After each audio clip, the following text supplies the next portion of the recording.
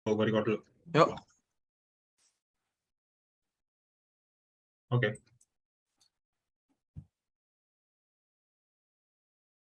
Ya, selamat. Assalamualaikum warahmatullahi wabarakatuh. Perkenalkan, kami dari kelompok 2 untuk laporan tugas besar UX. Di sini kami akan mempresentasikan sedikit tentang hasil tugas besar yang sudah kami lakukan selama ini. Untuk penjelasan topik, boleh silakan Safir. Ya, ini topik yang kita ambil yaitu Zero Hunger. Jadi merupakan salah satu dari 17 tujuan SDG untuk memperbaiki dunia. Zero Hunger ada karena munculnya berbagai permasalahan pokok yang berhubungan dengan kelaparan. Berdasarkan Global Hunger Index GHI tahun 2018, Indonesia memiliki indeks kelaparan sebesar 21,9 yang masuk dalam kategori masalah kelaparan serius. Di tingkat ASEAN, posisi Indonesia lebih buruk dibandingkan dengan Filipina, Myanmar, Vietnam. Ini dikutip oleh Abdul Rahman pada tahun 2021.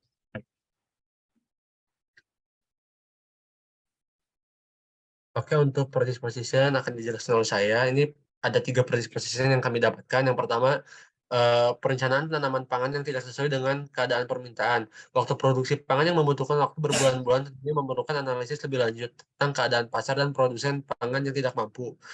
Menganalisis dengan baik dan menyebabkan meludaknya suatu jenis pangan serta di saat yang bersamaan terjadinya kelangkaan pangan. Untuk project position 2 yaitu distribusi pangan yang tidak merata. Perbedaan stok barang pangan pada pasar berbeda-beda di tiap wilayahnya. Daya jual beli dan pasar pada pasar pun berbeda-beda. Manajemen distribusi pangan yang buruk dapat menyebabkan kelangkaan pada suatu wilayah. Namun di saat yang sama membludaknya stok pangan yang sama di wilayah yang lain. Terus untuk predisposisi yang terakhir adalah kualitas pangan yang menurun setiap waktunya.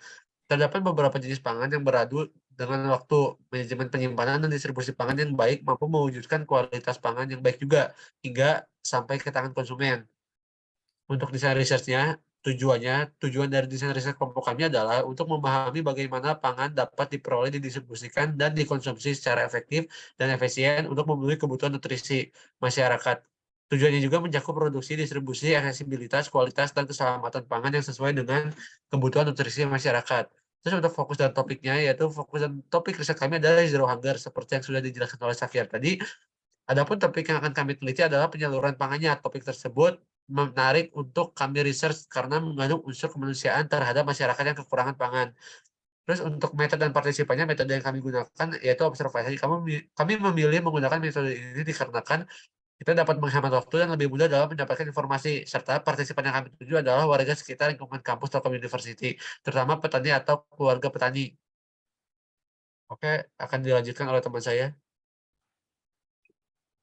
Baiklah, untuk insight yang kami dapat dari hasil observasi kami sebelumnya itu terdapat 3 topik. Yang pertama itu harga pangan.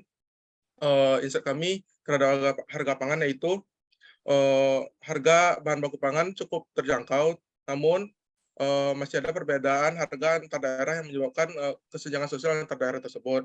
Yang kedua yaitu ketersediaan bahan baku pangan. Bahan baku pangan masih bisa dibilang cukup tersedia. Lalu untuk penyaluran bahan baku pangan masih terbilang efektif dan efisien, dan aksesnya masih bisa dibilang juga cukup mudah untuk diakses, namun ada beberapa daerah yang sulit diakses karena jalan kurang memadai. Dari topik tersebut dapat disimpulkan bahwa insight dari kami yaitu ketersediaan bahan pangan masih cukup dan pendistribusian yang efektif dan efisien serta harga yang masih terjangkau. Selanjutnya akan dilanjutkan oleh teman saya. Oke, jadi ini opportunities berdasarkan insight yang kami dapatkan. Jadi apa itu isinya? Itu berdasarkan insight yang dari observasi itu yang telah kita lakukan, bisa kita simpulkan bahwa persediaan bahan pangan masih cukup dengan pendistribusian yang efektif dan efisien serta harga yang masih relatif terjangkau. Next. Nah, ini opportunities kita berdasarkan Friday position. Nah, jadi kita diharapkan bisa memaksimalkan dalam fasilitas penyaluran pangan serta meningkatkan produksi kualitas bahan baku pangan tersebut. Ini juga terkait dengan WIDO Goals Universal Psychological Needs-nya. Jadi untuk di goals-nya sendiri yaitu memastikan ketersediaan pangan yang berkualitas dan dengan harga yang terjangkau bagi masyarakat kurang mampu. Terus the goals-nya peningkatan produksi dan distribusi pangan yang berkualitas bagi masyarakat kurang mampu. Terus universal psychological needs-nya yaitu adanya rasa aman pada masyarakat karena ketersediaan pangan yang berkualitas dan tercukupi. Nah, kira-kira kayak gitu. Lanjutnya oleh Daryl. Baik, terima kasih Safia. Selanjutnya saya akan menjelaskan mengenai konsep dan langkah-langkah yang dilakukan untuk mewujudkan hasil dari penelitian kami. Kami berpikir untuk menciptakan otomatisasi dalam pengambilan keputusan penyaluran pangan serta keputusan dalam penyediaan pangan, yang dimana ada 3 konsepnya, 3 poin yang harus kami penuhi, yaitu ada penyaluran, yaitu kita menghasilkan keputusan dalam penyaluran ke setiap lokasi-lokasi distribusi pangan. Ada juga penyediaan, di mana kita akan menghasilkan keputusan dalam proses penyediaan pangan seperti ketika dalam proses penanamannya, dan juga ada harganya, dan kita ingin menetapkan harga yang sesuai dengan harga pangan tersebut, sehingga harga dari pangan tersebut sesuai masalah yang dipaparkan tadi itu sesuai dengan harga pangannya. Sekian presentasi dari kelompok kami. Mohon maaf bila ada kesalahan. Saya tutup. Terima kasih.